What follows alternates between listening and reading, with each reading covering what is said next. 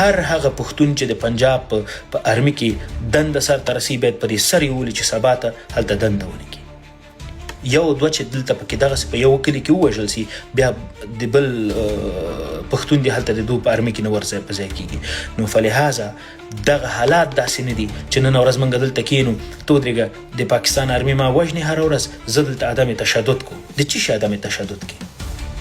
ګورئ د ظلم په مقابل کې کله هم چوپتیا او خاموشي ځواب نه ده. منظور پښتین یو کال کېږي چې په کور کې ناست ده. ولې؟ منظور پښتین یو کال کېږي چې په کور ناست. علي وزیر څو کاله سو چې بندي دی. په کوز وطن کې د پی ټي ایم د غړو سره څه حالت روان دی؟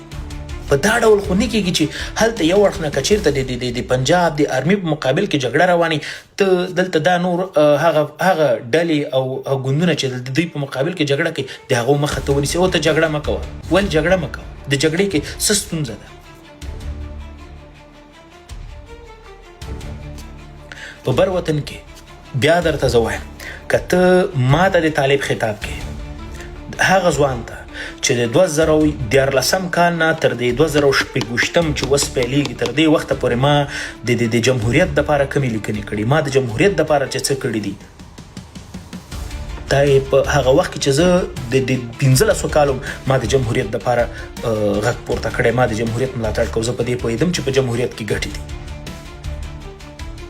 اما کله چې نړۍ د تا په اړه باندې ډیسیژن نیسي او تصمیم نیسي چې باید دا هر څه بدل سي ته د ولس په صفت باید څه وکړي؟ ستا سیاست ستا په لاس کې نه ده.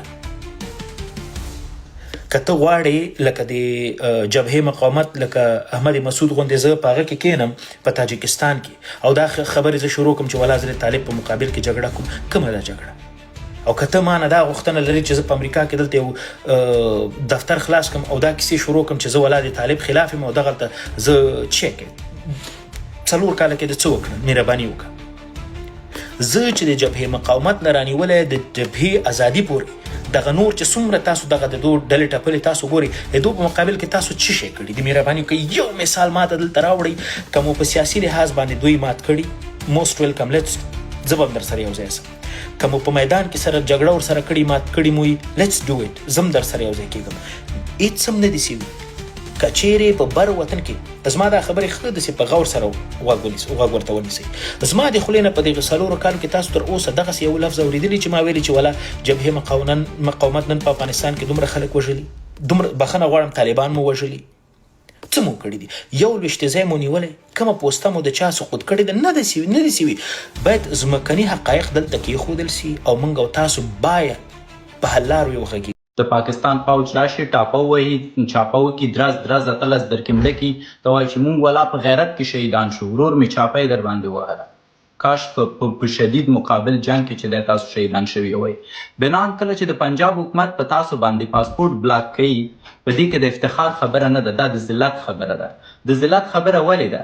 ځکه د پاکستان جابر فوج تا د مظلومیت دومره حد ته رسوي چې په تا باندې حتی پاسپورټ په زور بلاک کوي.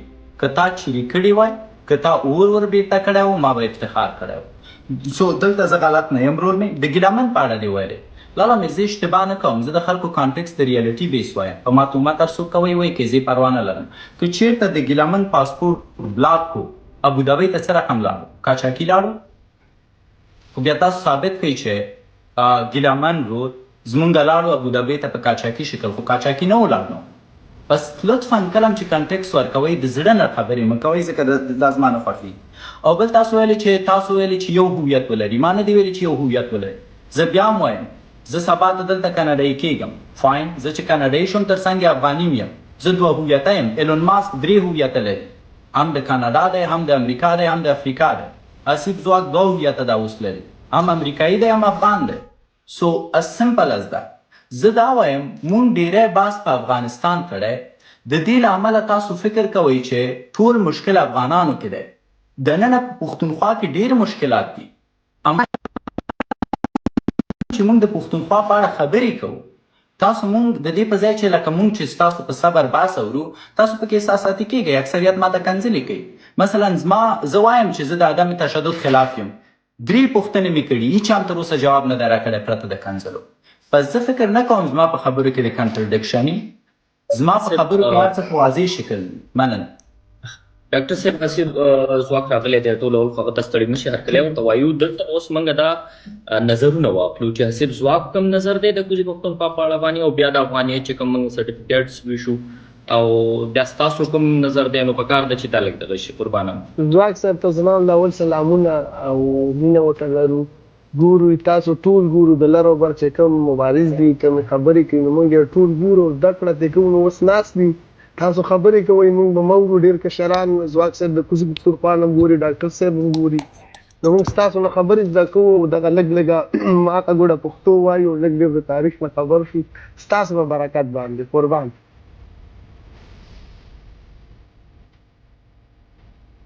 سلامونه تاسو ته پښتون اشنا تاسو ته ټکور صاحب ډاکټر صاحب رقیب او نور ټول ملګري چې دلته لایف کې ناست دي او لیدونکو ته په دې هیله چې روغ و جوړ یې ولا په جیم کې وم او ضرور نه وګڼه چې دغه علت کې ځکه برخه واخلم چې دغه خبرې او دغه پوښتنې یو ډول د ما ورسره طاقت نه کېږي چې ورته غوږ ونیسم او څه پکې ونه وایم نو لازمه مې وګڼله چې له لایف جیمه ووځم ورکاوټ نه پرته او دلته په دغې لایف کې برخه واخلم.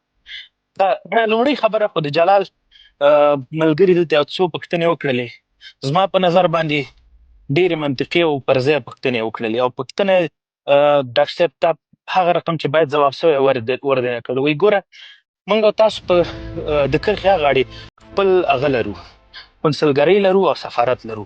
مخکې له دې چې د کوز وطن د ولسونو دا غوښتنه موږ او تاسو وکړو چې تاسو باید خپل پاسپورټونه وشکوئ خپل ایډیانې وشکوئ موږ او تاسو ته د بر وطن چې موږ او تاسو د دغې ادعایې موږ دعوګیر د دې کیسې موږ یو کوز وطن ولسونه هلته موږ ورته ولې مقبوضه افغانستان وایو هغه تر یو حاکم جابر حاکم لاندې هغوی ژوند کې هغوی داسې نه دي چې په خپله خوښه باندې دغه پاکستان یې خوښ کړی او هلته دوی ژوند شروع کړی.